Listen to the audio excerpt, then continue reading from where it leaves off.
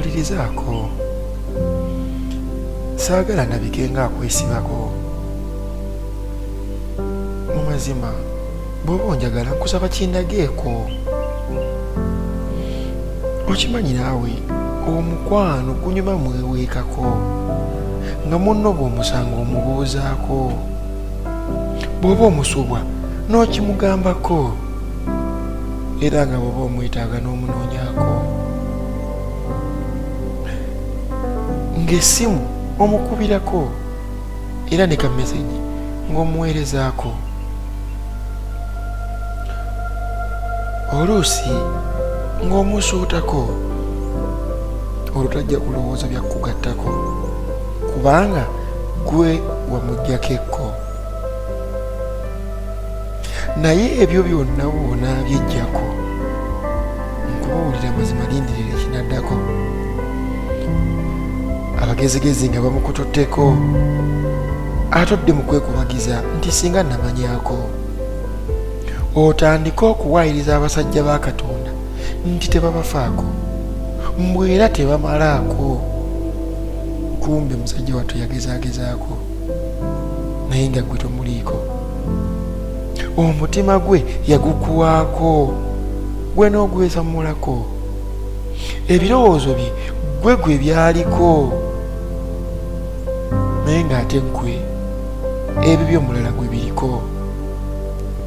Bwe yalaba omutabulatabula ng'akajiiko omutima gwe kwe kusalawo n'agusibako n'asalawo akuveeko ng'ebyokukwekubako amazima tabiriiko. Kubanga omukwano gulinga bizinensi bw'otateekamu tofunako. Era omukwano bw'ogayaala amazima osalwako. So nga ate bw'ofaayo omuntu akulowoozaako. Omukwano nkusaba beera kyakulya enjala ogimaleko. Beera kyakunywa ennyonta ogingobeko. Beera ekyokwebikka kyange ebbugumu olimpeeko. Beera enjuba ekitangaalo kimpeeko. Beera omwagalwa omukwano ogumpeeko. Beera omukka obulamu obumpeeko. Lwaki tobeera eddagala obulumi n'obungobako? Lwaki tobeera ekisanyusa kyange ekiwubaalo kingobeko? Kubanga nze n'omubiri gwange twasazeewo dda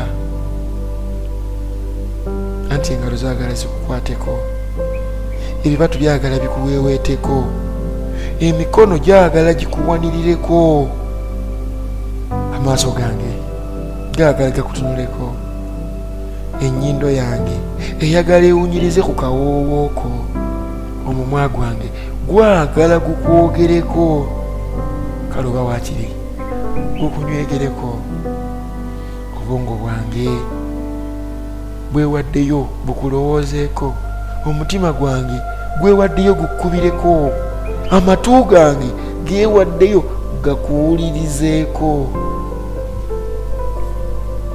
Si bye byokka wabula n'ekifuba kyange kyagala kikubugumyeko, ebisambi byange byagala bikulereko,